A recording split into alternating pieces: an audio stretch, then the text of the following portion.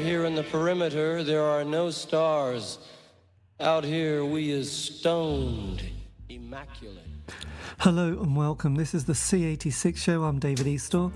As you know, we love a special guest. This week it's going to be the turn of the French musician Martin Dupont, who I spoke to very recently to find out more about life, love, poetry, and all that other groovy stuff. Did several albums in the 80s and then went back to his studies and day job, which is very interesting. And then recently has put out 2 albums, the latest being You Smile When It Hurts from 2025. So, after several minutes of interesting but casual chat, we get down to the exciting subject of the early formative years. Martin, it's over to you. Maybe the Rolling Stones. I remember I was a kid, bored with my family, having a picnic on the road, and I heard for the first time Jumping Jack Flash. Right. It was like opening a door where I could escape from this world with my parents. And after, I remember with the money they gave me for my lunch, I bought records, things like Beatles, of course, but things like Manfred Mann. Right. Classic pop from the 60s. Yeah, exactly. Yeah, it was my first pop impression. Yeah. And what was your hometown or city? Where were you brought up? In Marseille, south from France. Right, so there you go. And so did you, because obviously, as I mentioned, I'm sort of in my early 60s, but did you experience the sort of the 60s kind of revolution, the counterculture during that sort of period? Not really, because I was in a very severe boarding school in a Catholic school, and so I was outside. I was more singing in the church, in the chapel of the boarding school, and I had emotion with Bach music, and the oldest pupils were listening to the first Beatles and Rolling Stones records, so I was trying to go in their room to listen to this music, but I was not at all involved in that. I was too young at the time. Yes, absolutely. And with your the boarding school experience, did you leave at sort of 16 at that point, or did you sort of go on to higher education and university? In fact, I moved several times, and after, I could say 17, I've been to the university to be now I'm a surgeon, so to make my medical studies, and I was so greedy of music. It was my major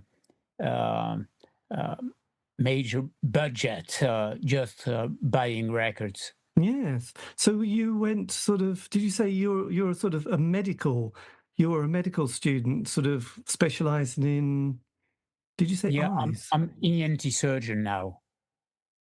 Ah, a what surgeon? Facial and neck surgery. Blimey. That's Plastic surgery, cancers, and all that. My God, Yeah. I think this is the first time I've ever met somebody. I mean, I've met a few people who are doctors and people who've had PhD. Well, yeah, that's the same. Yes, and a few people who've got OBEs, but I never met a sort of a person who was in the music world who was a surgeon. Yeah, that's funny because, in fact, I stopped doing music just because for being a surgeon, you have to be as best as possible, because during an operation, there's no way to go to see on your books or to call your mother. You have to be efficient first time and to do the best. So I decided to sell all my electronic instruments and to focus on my specialty, and I did that with such a passion that I was quite young, head of a big department in a main hospital in Normandy. Right. Yeah, and so I came back to music through an American label from New York, Minimal Wave. Veronica Vazika contacted me and said, "I love your music. Would you accept me to reissue your records?" And the new story started like that. But Yes. I didn't think at the time that I could, but I did. I was lucky enough to meet people to play with and to go on stage again and to Oh, do brand new yes. albums. So God, I'm sort of digesting this very exciting part of a musical world. Like I said, I did not see that one coming. So during the 70s, then you were studying, and then you became a surgeon during that time. Yeah. During the 70s, at the same time No, when you no, were. afterward. Yeah, yeah. I'm not that old. No, no. But I was just Yeah, okay. I So was, I was in high school at the end of the 17th. right, so you were Yeah, still you were still studying away there. yeah, yeah. Right, so you But were there. yeah, don't forget that for being a surgeon in my country, it needs about 15 years.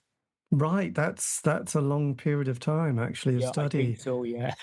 So right, so when did you start studying for your yes special your For my specialized specialty, yeah. yes I mean, yeah. I would say I started the specialty in 1984. 84 which is kind of so then as the 80s progressed did you during the 70s though did you did you sort of go through that musical experience of listening to every band or what scenes were you particularly interested in during the 70s? Um, I liked the kind of progressive stuff like King Crimson, Right, the first Genesis period. the first with the Peter Gabriel period. Yeah, exactly. You didn't go for the Phil Collins 80s then? Yeah, I mean more Peter Gabriel. Yeah, Yes, well, nice. and I loved an underground label in England called Recommended Records with bands like Enrico, Art Bears, things like that. You don't know that, maybe? It was Recommended more records. experiment. Enrico, it was quite experimental. And yeah, I love to listen to this underground stuff. Yes. It would There's a be, band called Henry Cow. Is that the same band? yeah, Enrico. Yeah, it's my Henry Cow. Right, pronunciation. that's yeah, Sorry. no, God, it's fine. My God, My English is your not so English is good. to be honest, is very good. I mean, No, no, don't you're don't kind. don't don't expect me to sort of have the same ability in French. Oh, recommended records, right? So that was well, that's interesting because that also features Chris Cutler, and Yeah, there's a guy who I yeah. interviewed called Nick Hobbs, who was kind of Yeah, this is it. Yeah, so I interviewed him because he was in a band in the 80s called The Shrubs, and they bizarrely are on this cassette, The Shrubs. all right. So he was in an indie band, but before that, he had a little bit of I think, did he manage Henry Cow or one of those bands? He was involved in, but He I was don't he was know. involved. Yes, I think Yeah, he was. He was a mover and a shaker. He was a busy chap. Oh my God, that's amazing. So then yes, because I had a brother who was 7 years old and he was into prog rock. It was yes, Genesis, Wishbone Ash, yeah, Barclay yeah, James yeah. Harvest, the solo work of Rick Wakeman. He loved all that stuff. It was all what he wanted. And Van Gellis, Patrick Moraz. I remember those kind of records. A bit less for me. Yes. So that was, but then the 80s came and I became very keen on the indie pop scene, Yeah, the Smiths, yeah. people like Julian Cope, Echo and the And for Bunnymen. me, Roxy music uh, made made a difference because I love the way of singing of Brian Ferry. It was more sensitive than before, I think, and the the way Brian Eno used synthesizers was original for me. it was not doing classical music with new sound. It was just creating a new way of using synthesizer. And Yes. it was the first time it changes the things for me to escape in a new kind of music. Yes. Did you then? So when did you start getting interested in making music? When was your sort of moment?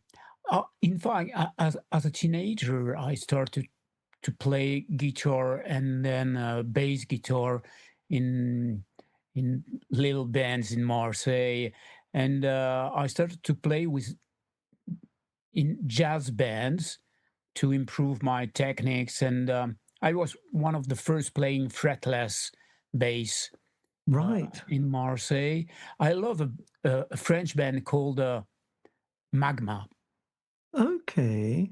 because the rhythm and the bass part were so powerful. But it was very, very underground at the time. Yes. Was Mick Khan from Japan? Was I, he a I I love him. I love him. Of course. Of course. Yeah, yeah. right? Especially his work. I love Japan, especially the more mature albums, the latest one. But Mick Karn's has got a wonderful sensitivity and a way. I mean, for example, I was, as most bass player, I was impressed by Jaco Pastorius. Oh, So of for course. me, Yeah, Mick Karn Jacko. is more lyric, more powerful, more original, more bittersweet, oriental. I mean, I love his playing. Yeah, I think one of my favorite singles from the 80s was the one that Mick Khan did with David Sylvian called Boy, or Heartbeat. I think it was one of those. It was a long time ago now, but it was a very sensitive song and it was beautifully, exactly. Yeah, it had all that fantastic ambient sensitivity that us exactly. Yeah, angsty little indie kids loved at the time.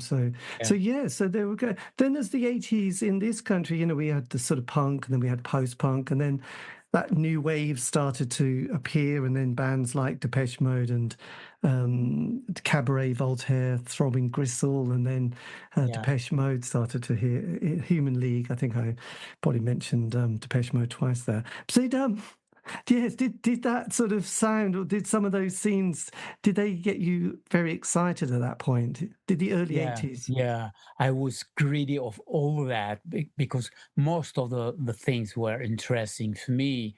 All the bands you said, of course, but Cure, Joy Division, Simple Minds. I mean, Talk Talk, um, even some quite commercial things for mainstream stuff were interesting at the time. Did you like Sade? Did you find the production of Sade by her producer was Robin Miller, who kind of had that really nice sound for the part of the 80s. Was that on your radar, or was that a little bit too No, I missed that.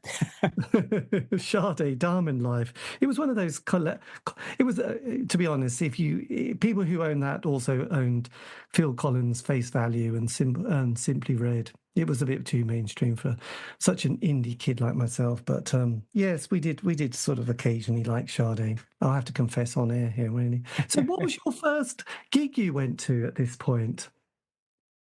um, Can you remember your the first first concert? the first gig, I was 15 years old, probably. It was Genesis with Peter Gabriel. Wow, Yeah, that was quite something then. Yes, was that kind of mind blown? yeah, yeah, yeah. It was impressive, and quickly I've seen King Crimson with Robert Fripp, of course, and uh, Pink Floyd with the ballet. Roland Petit was a choreographer, a French choreographer, and they mixed the ballet and Pink Floyd playing a Oh, huge place in Marseille. It was impressive. Right, yes. So was that in the 70s, that the late 70s, that period? Exactly, yeah. And there were a band I loved at the time. It was Van de Graaff Generator with Oh, Peter yes. Hamill. I've seen them. I was impressed. Well, did you continue with your love of Peter Gabriel through his solo work? And, you Yeah, know, yeah, yeah. yeah, yeah. Actually, he's got a lovely project at the moment, hasn't he? He's releasing a single on every full moon for the year. All right. I didn't know that. And I like that kind of cosmicness, that kind of Yeah. connection to the universe or the galaxy. And I just think, God, he's still interesting and quite relevant, which is, takes a lot of doing when you get a bit It's funny because older. our latest album was mastered at Real World Studio by Oh, the nice. sound engineer of Peter Gabriel. Yeah. You must have enjoyed. That was You Smile When It Hurts. This is it. Yeah. That was the one. So then, yeah, okay. So at this point, 83, 84, are you studying at this point and then making music? Yeah, I had a very hard schedule because I started working at 6 o'clock in the morning to earn money. I work in a biological laboratory Right. to make blood tests and things like that. After at 8 o'clock, I went to the hospital to do my job as a medical student. After in the afternoon, I've been to the university to get my lessons, and I had just the evening and the night to work on my music. And when I was back from the university, I zoomed in my room. My studio was my room, Yes. and play music until uh, I I couldn't stand, so tired. And it happened that God, that's a hell of a day. You probably had about 4 hours sleep and then did it all yeah, again. it So was was your great. first single the one in 82? Was that Your Passion Yeah, and Lost and Late? Which has this got is a this is a great cover as well. And so were you on quite a mission at this point to yes, develop your twin interests? I mean, it reminds me, I think, of the story of Flashdance, wasn't it? She was a welder by day and a dancer by night, which is, not that dissimilar to you. Well, quite a lot, really. But yes, so you got that out, and what label were you on at that stage? at that stage. I just thought to play just cassettes to my friend. Uh, I didn't think that I was a special musician. I never thought that I could get a musical genius. So I played as I felt, and play that to even at the hospital, to everybody, to the nurse, to the fellow. I say, listen to my cassette and the Walkman, and say, "Oh, your music is weird," but I didn't mind. No, And well, that's a badge of honor when you're that age, isn't it? You want to be and self-consciously ended left up field. that some friends decided to make an association to create a label and produce the first single. I'm so impressed that you know that Your Passion and Lost and Late, because Was that Turquoise D, your this label? is it. Yeah, yeah, yeah, Right. So that was your mates. And then things are going well. You're sort of in your second year of study. And then the album, Just Because. So this yeah. was the one, which is, and is this on a bit of a bigger label at this stage? No, I never had a big label. In fact, it was a friend of mine from the high school who who was a kind of manager and who produced that, but he wasn't a producer. It was just a friend, and he made that technical job to allow me to get the record issued. But it was small amount, and we never had any support, any uh, anybody to promote that. Right. But I at the must same admit that I've never been to contact any label or that. No, but it's nice to be sort of yeah. Well, I mean, I would imagine it might help your studies in the sense of being able to sort of focus on something else for a bit of time, which is quite good. Because you're very prolific at this point, weren't you? You sort of the album comes out in '84, isn't it? Sleep, Just Because was your first album. Yeah. I mean, at that point, and you have quite a sort of producer. You have a couple of producers, guest musicians as well, and Yeah, because music is a question of sharing emotion, and I love to do music with different people. When a friend came in my house, I said, "Oh, would you mind to do that on the synthesizer, or would you want to try to sing with me, or anything like that?" I've got a lot of lost tapes. right. Yeah, I used to record in cassettes, silly things, and uh, in fact, Sleep is a Luxury made a difference because I met this English girl I married in late 1983, December 1983, Beverley Jane Crew. And I was so proud to play with her.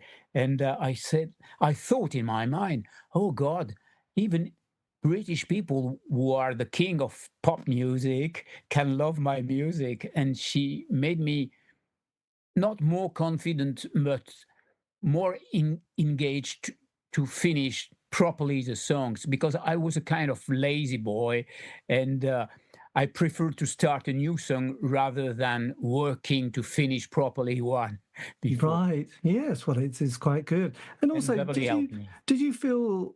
I mean, even though you were sort of very much kind of an independent artist, almost an outsider, you must have been kind of curious hearing what other music was kind of happening over the channel there, and sort of what was happening in the UK, because it was a very prolific time, and we had, as I mentioned, the New Romantic period, but there was also the Blitz Kids and that time with various other bands, and equipment was changing as well a lot, like technology. Were you sort of constantly sort of acquiring and buying more material, more sort of software and hardware at this point? Um, yeah, I was passionate about the technology and working on synthesizer. I even developed an extension board for the DX7 Yamaha, which was the first mainstream affordable digital synthesizer. And as I realized the way it worked, it was digital. I worked with an engineer and I made an extension board, and it was distributed worldwide. And I remember in England, my distributor was Rod Argent, uh, a shop in London, Rod Okay. Argent. Yeah, you know them. No. And people like John Fox bought my extension board, and it was funny. Oh, blimey. God, that must have Yeah, been quite and something. in the States, when I've been on big show like the NAM show to show my card, and I remember the American surprise and thinking, but how come do you do that sound with a DX7? And yeah, I So, ended up to be bankrupt with my business, but I developed this extension board. God, it's a tricky world being a pioneer. So when you did Just Because, did that come out as a vinyl record or as cassettes? No, it was a vinyl record. Do Yeah, you remember how many you got manufactured? maybe 1,000, Right, and and did they? maybe a second edition about the Right, same. oh my God, I bet that's very collectible now, isn't it? Yeah, You yeah, know, yeah. I would imagine goes for lots. I don't think there Yeah, I is a. was surprised by the prices on eBay. Yes. So Yeah, your second album is kind of expands quite a lot, doesn't it? With sort of extra people on it at this point. So yeah. where on your musical direction, where were you sort of feeling like you were sort of heading at this point? I don't get it. I'm sorry. No, I was just saying the second album, you Yeah. bring in sort of vocalists and also other musicians. I just wondered if you were expanding quite a bit from your first album, and if there was a particular direction that you were heading for. No, in fact, I always had the impression to invite guest people to play with me, but I don't think about any direction. I play mainly with the feeling, Right. and my feeling could be modulated, but I was listening at the moment on another, and depending of my mood. And as everybody has time of happiness and time of early nerves breakdown. I don't know, but anyway, it helped me to stand the pressure of being a young surgeon, a medical student, because it was rough. It was not that easy. Well, no, I mean, neither of those professions are easy, and doing two at once must have been very tricky. When you went to do your Hot Paradox Yeah. album, your third one, at that stage, this was 87, were you feeling like this was kind of coming to the end of this particular project of releasing albums? Because often, Um, in fact, Hot Paradox was the album where I worked the most. I wanted to finish the sound to make it proper. So I did the whole stuff quite alone.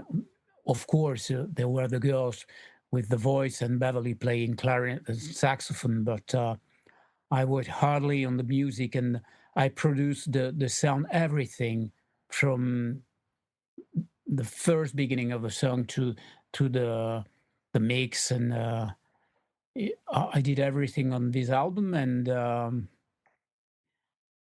even now, when I listen to it, especially on a headphone, I realize that I made a, a very rich work, because you've got several layers. You can hear many things and details in that. yes, the sort of, I suppose one of the standout tracks is Inside Out, isn't it? Can you Yeah, remember how that sort of song comes about? What the... yeah. I was playing with my sampler and started to make a simple melody, and Beverly did the lyrics. So I started to sing with these lyrics on the theme, and I was surprised to see that this song was sampled with many covers. It was used on the mainstream film like Cuckoo in America, and yeah, I don't know why it's so successful. Yes, and the other track on it is He Saw the Light as well, wasn't it? That was the I love other... it. Yeah, I love it. I started to do the bass part on my synthesizer, and then I thought, oh no, I'll change the bass by a monk voice, and it was this whoa. I mean, it was the way Yes. I worked. Well, that's kind of yeah, because the previous album, Sleep is a Yeah, Luxury, the other one is I Met the Beast as well, yeah, wasn't it? What were yeah. your memories of that? Oh, I met the beast. Uh, I started to do that on my own, and I was singing with a kind of Stan Ridgway voice Oh, on it. yes. Yeah, and I said no, it's uh, I'm not a copycat, so I didn't use that. And then Brigitte from the band uh, did her vocal with a good success on it, and I'm Yes. glad. So Yeah, did you say Stan Ridgway from Wall of Voodoo? this is it. Yeah. God, I just love that band. So do I. Yeah, Mexican radio, and yeah, Mexican radio and all their first stuff. I love that. Cool Yeah, Box 123 or something. God, yeah, it's yeah, incredible. I know, what a band. Yeah. What a sound. And then, with having a cult, and you must have thought, you didn't realize at the time, but you became a cult status artist, didn't you? Who got sampled by various people decades later. Did Yeah, I don't did that understand it. blow your mind? Yeah, it does. So you It's got, difficult was to it? realize. Yes. So And I with the sampling then, was it the case then that they asked you, or did you suddenly find it and then they went, "Oh uh, yes, we for do owe you." example, Kenny West wanted to contractualize. He did the right job. It I received money, and I have the credit on the record, and it was all right. Tricky didn't. He used my record and sampled it. And when Minimal Wave contacted him to say this is a song from our label, uh, they just issue a new version with a synth part rather than the sample from Martin Dupont. And it's a shame because it was nicer with my sample, and I didn't want money. I was so pleased to get in touch with Tricky, but uh, I I didn't have any relationship to be able to speak with people. So Yes. I would love to exchange with him. It's funny. That's incredible because I I met him uh, in Paris in a classical record shop called Harmonia Mundi. It was a shop specialized in classical music, uh, and I didn't dare to speak to him, but I never could have imagined that he would sample me some years No. later. I wonder, because I did an interview with a guy called Mark Saunders who produced, I think, Tricky's first album. So was the track that he originally used, was that on, what album was that particular track on? um, I don't even remember. Uh, I, I honestly I use Google to remind that. Yes. And what about the West, Canyon Kenny West? West. Yes. What? Yeah, it was for the Theophilus London album, and he made a cover of Take a Look. Take a look. Take a Yeah, look. I'll have a look. So as the 80s progressed, sort of, you brought the last album out in 87. yeah. Is that the point when you call it a day at that point, or do you do a few other things? What happens in? Yeah, I work with different people. I continue to work on my own this time, alone. I work with a choreographer. We did a ballet with a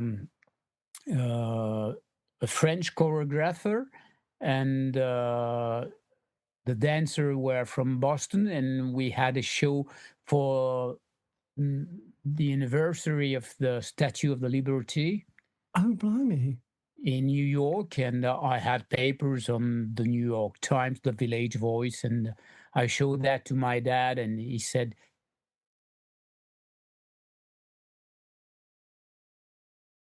Oh, God, you froze. Damn. Oh, wait, you're back. No, you froze there. "Yeah, yeah, yeah, yeah. What did your dad say? You said Go you back should. to your medical study, lazy boy." Oh, right. So was that the late 80s you did this ballet? 1989. It was in New York. Blimey. Did you enjoy it? Yeah, yeah, and the choreographer used that for a ballet who had a tour in Europe called Pellicola. It was a kind of parody of the commercial universe, and she asked me to take parts of music of adverts and to distort that to make music above that. Yes, my God, that was It's because I weird. remember at that stage I'd gone to see Marky Smith and the Fall, who was Yeah. performing with the Michael Clark Dance Company. So there was a lot of kind of collaborations like that going on Oh, at that yeah. stage. And I work as well with fashion designer. And I remember a good remember, especially one who was chosen as the French designer to a biennale in Barcelona, and I made a special music for him. And just after the fashion show, a Spanish designer came to see him and say, "What is this music you use?" And he said, "This is the guy just behind you." And the designer was so pleased that he said, "Come in my shop tomorrow." And he offered me a beautiful coat. I was so impressed by that. My God. Fashion music, incredible. Do you still have the code? No, but I love this coat. But I mean, it was a while ago. Yes, well, absolutely, a long time. So that was the late 80s. Then in the 90s, are you still studying at this stage with your? In fact, in 1990, uh, I I failed my specialist examination to be a specialist surgeon, uh, and I decided to sell all my instruments Right. to focus on my work.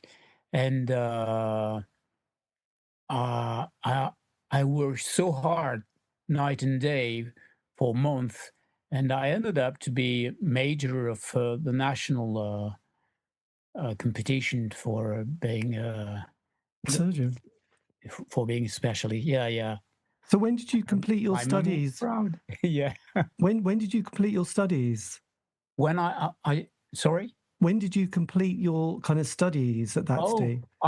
after that, it was a long process because it was not just the books and the studying in the book. It was working. I've been to improve my specialty in England, in the United States, in different services, and I made special improvement in plastic surgery, even in ophthalmologist surgery, even maxillofacial. I mean, I wanted to be very good in all the facial and neck surgery. So Right. it was from cancer to deafness to plastic surgery. I did facelift, rhinoplasty, and so on. And so, God, that's just yes, I'm but still boggled. it took years. Yeah. Well, absolutely. So that was your throughout your 90s, and then you just continued through the O years as well, sort of And working. I was head of the department as a senior surgeon 19 in the middle of the 90s. Right. My God. So you were sort of one of the, I don't know, top dogs, I suppose, in that world. God, that's amazing. Just as a curiosity, what's it like? I mean, I've had big operation once, and I just kind of I find it quite boggling, just the process that you go through, and the fact that that surgeon that you meet a few times is going to do this operation. Is it quite when you first do it? Is it just like starting the process? Is it just what's it like for your In fact, what's it like for the surgeon? it's more difficult than people can imagine. I said to give uh, an example to my fellows. I used to say it's like you have to learn to play tennis.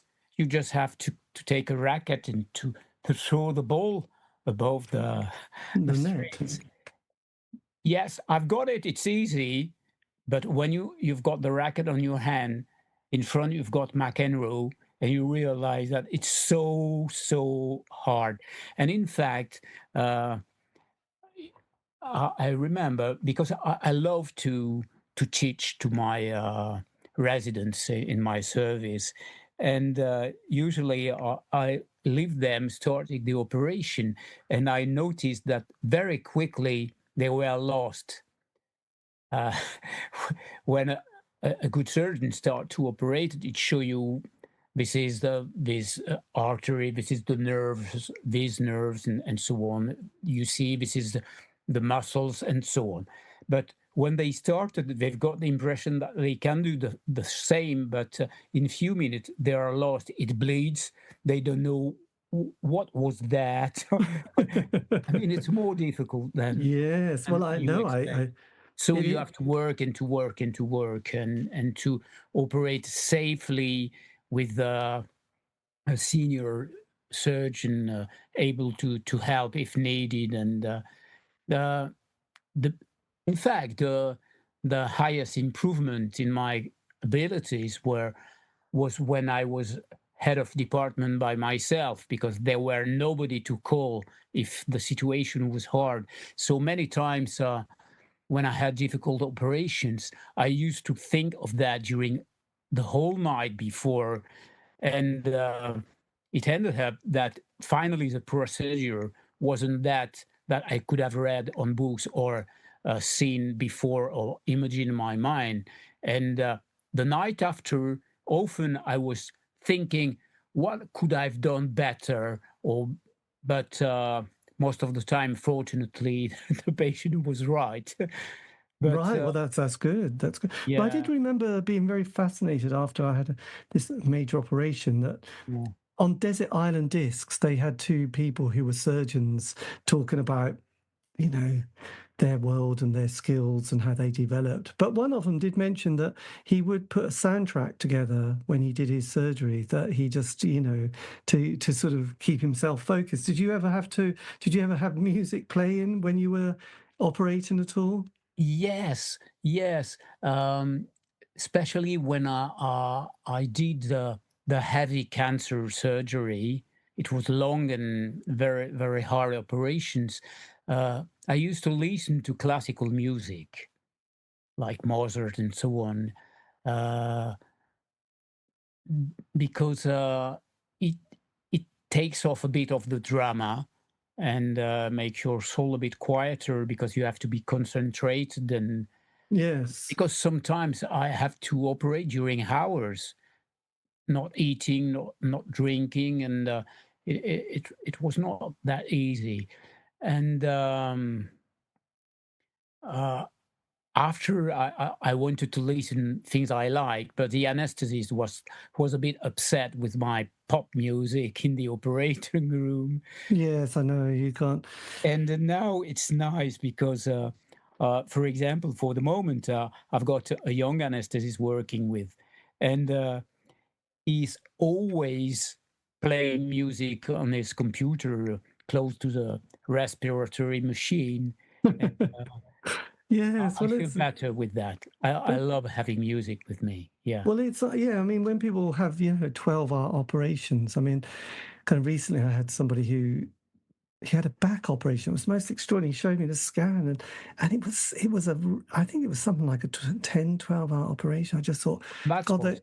they must have been shattered after that. It must have been an amazing work of art, really, doing that. So, yes, I do think surgeons are slightly gods because of obvious reasons. From the care, from their epidural, people knocked out. The next minute you just wake up in bed. I mean, screaming in pain with, wanting the morphine because it was kidney Yeah. cancer I had, but it was just like, oh my God, this. And then you met your surgeon. You thought, how did you, that's a hell of a responsibility you just did, Yeah. opening me up and sorting stuff out. And yes, it's incredible, the medical world. So then, oh yeah, just briefly, and this is a bit, just a bit of a cliche, but in the 80s, being obsessed with culture and music and film, we got into a lot of those kind of films that were, must see. Did you get into things like Betty Blue, Diva, Rosalind and the Lions, Les Yeah. Amants de Pont Yeah. Neuf? Yeah. Were they all films that were on your radar? Because the soundtrack to Betty Blue was especially iconic or Yeah. became very popular, didn't it? Yeah. Yeah. Yeah. Yeah. Because in fact, I love the uh, I don't know the word RAC cinema. I mean, Arty experimental cinema. arty cinema. Yeah, I would say like that. And I remember my first emotion with things like Eraserhead, David Lynch, Stranger yes. in Paradise, Oh, Jim Jarmusch, the first yes. Quentin. Yeah, I love cinema, and What still about the now. three colors blue with Juliette Binoche? Yeah, I did love it. Yeah, yeah, yeah, yeah, Yes. yeah. I don't know why, but those films, like you mentioned, Down by Law, Stranger Than Paradise, yeah, they were all there on our sort of radar, weren't they? As Yeah, yeah, yeah. you bought the package. So look, you're sort of you've got rid of your equipment. Interestingly enough, you mentioned prog rock, but I was obsessed with David Bowie, and one of those characters came on my radar, so I did an interview. He was in a very early prog band in the 60s called Clouds or 123, and David Bowie had started to mention this band in the 90s All right. for various reasons. So what happened? I got an interview with him, and he said, "Yeah, David used to hang out with me." This was in the 60s when his career wasn't going very well, but he got so fed up with music that he just smashed his equipment up and never played it again, and that was the end. So your career wasn't quite so dramatic, but you obviously got rid of all your music. You studied, came to head of the medical profession at your hospital, something like that. I'm paying attention. Then what happens for you to have this sort of the second coming, so to speak? Uh, when the American label from New York, Minimal Wave, issued my records in the United States, um, she played it on the radio, and there were more and more fans in the United States. I don't know why and how come, but it started in New York, then in Chicago, in Los Angeles, and after some years, she said, "You should come to play in the United States." I said, "Are you joking? I've studied music and I use analog instruments, and I'm not familiar with the new digital stuff and so on, and on my own, because I used to do everything by myself using tape recorders on stage and so on at the time." So she insisted. She said, "You don't realize Martin Dupont in the United States, in New York, is not a small club. It would be uh, a big venue. You should make the effort." And I met a couple in Paris. They were a musician. I had all their album, and it was called Rise and Fall of a Decade. And I told them I should go back on stage, and I had the opportunity to make an American tour, and they said we could help you, and they started to work and to rebuild with the digital instruments the basis of my songs, and all the friends listening to that were enthusiastic. So we started to work to make a real tour, and we ended up to do an album, Kintsugi, because in fact, it we didn't plan to make a reconstructed work of my old songs. It was just in the beginning trying to make uh, a concert version for the live version, and it Yes. ended up to be an album. And what we played on stage was different. Was So fun. when Veronica got in touch with you, this was like It was in the middle of it. It was around maybe 2006, right. My God, you must 20 have years thought ago. this is just going to be a passing phase, nothing more. Yeah. Yes. So then you have cult status in New York, and then, like you said, you brought the album out as well. So what was it? What was it sort of like playing sort of? Because this is probably the first time you played overseas. Oh, I was very impressed. Uh, uh, I remember the first time it was in San Francisco, and when we arrived in the venue, the support band was doing the technical checking, the sound check, and I was impressed because I found they were really good, and I said, "Oh God, I will not dare to play." After that, I mean, I was the main band, and when we arrived on stage to put our instruments, the guy came and said, "I'm so proud to play with you." And you say, "God, I'm lucky. There were an angel somewhere taking care of me." Yes. When I started to sing with all these people smiling in front of me, you forget your anxiety, and it helps, of course. And I was so happy and surprised to feel the enthusiasm of people, and especially in New York, the the public was crazy. It was we played sold out, and I would have never think that. And after the gig, uh, I said to Veronica Vasica, the girl from the label, Yes. "How come?" She said, "But you should realize that you're a kind of legend in the United States. Difficult to me. It's difficult to assimilate, but yeah, there's something weird. I remember in lost in the Nevada."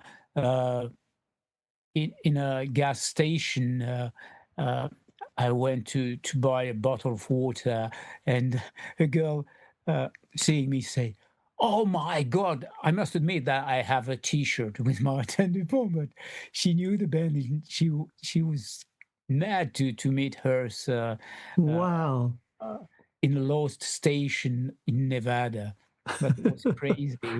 Yeah, that sounds like, was it, there was one of those films, I don't know, one of those arty films which had, It was a oh, kind of Paris, Texas atmosphere, it and was Paris, Texas. There was another one with a German woman who was kind of in America.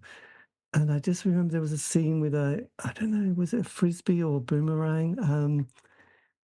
Oh, hotel. God, it had the title hotel in it, didn't it? Baghdad Hotel, Baghdad oh, Cafe. Wim Wenders, Baghdad Cafe. I love that. Yeah. Yes, so it had that kind of quirkiness. I can't believe that's an extraordinary. You thought of all the things. So that album that you brought out, was it previous material that had been, or old material that had Kintsugi? been? Kintsugi? Yes. Yeah, Kintsugi. It was the reworking the old songs. He Saw the Light is quite different from the Hot Paradox version, and Love on My Side, for example. It was just I I gave that song as a bonus on an album, but I didn't finish that. So it was the opportunity to finish the song.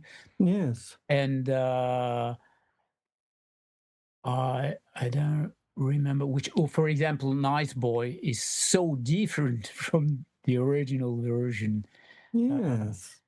God, that and must have been quite. So that was and I three call years. that, you know what the Kintsugi art is?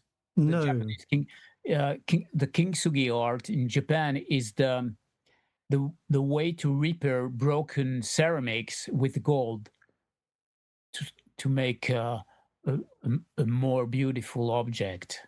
So it's why I call the album Kintsugi. Right. Golden jewelry. The Yeah, art of repairing broken pottery, mending fractures with. yeah, Right. So you sort of mend old things, but slip gold in the cracks, yeah, basically. yeah. Oh, I've got it. God, that's so brilliantly deep. God, this is so And profound. And then when you sort of met up with the label and Veronica, did you sort out all your publishing, and did she do all that kind of the business side of the operation for you?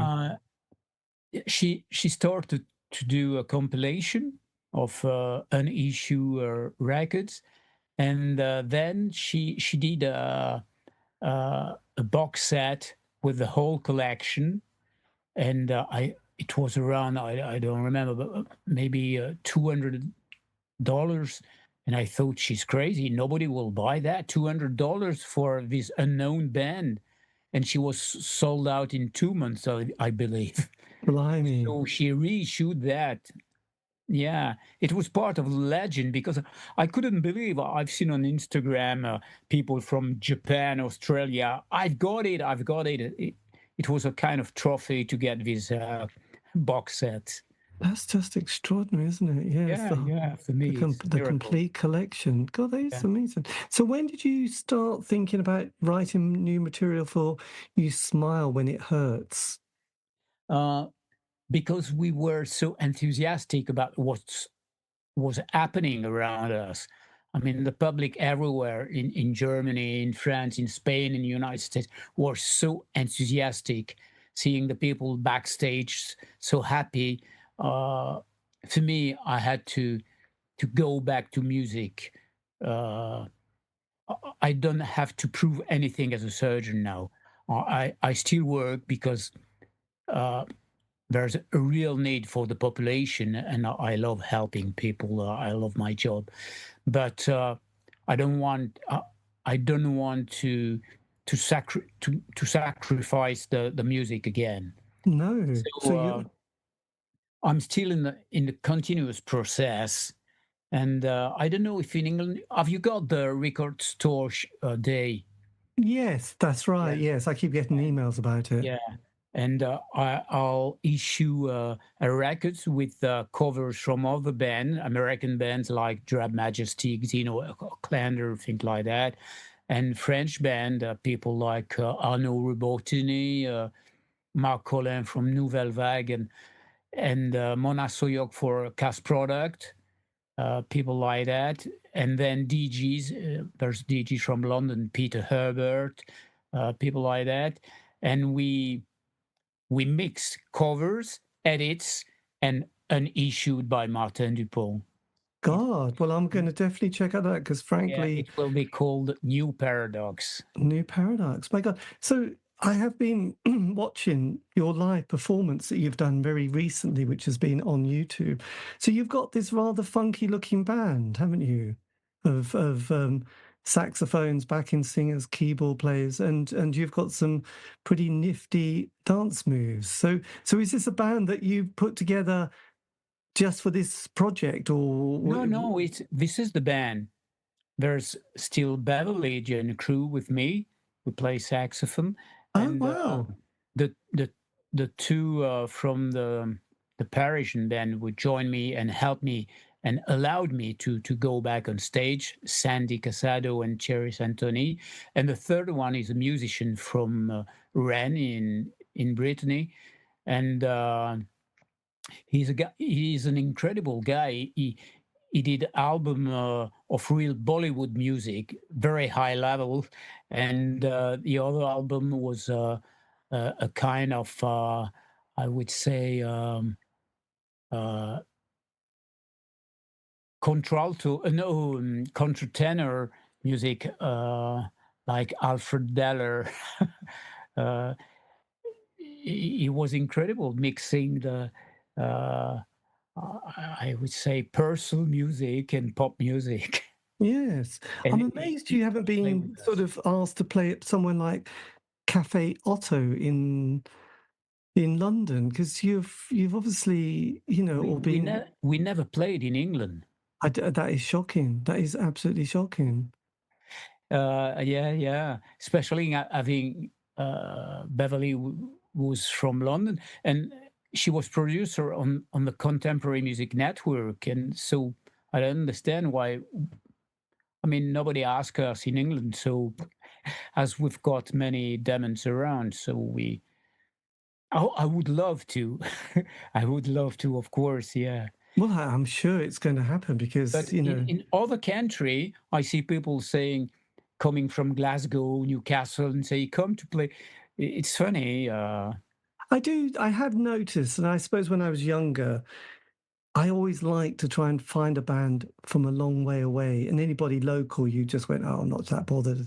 Whereas discovering something from a different city or different country always seems much more exciting somehow. Yeah.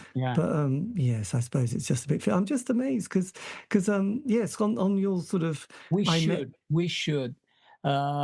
We had the opportunity to play as a sportsman from Le Mystère des Voix Bulgares. Have you heard of that? No, Bulgarian voices. They work with Lisa Gerhardt. oh yes, Was she from Dead Can Dance? Yeah. God, 4AD. I mean, our editor is the same for this band, and they proposed me to play as a support band with them, but it's not official. I don't know it will be possible or what, but Yes. the propositions to play in London, but as we've got the financial realities, we can accept a low budget because we need to pay the plane and the hotel and so on. So maybe that's the Yes. limit. This is always the trouble, isn't it? Yes. Yeah. So with this year coming up, you've got this album that's out.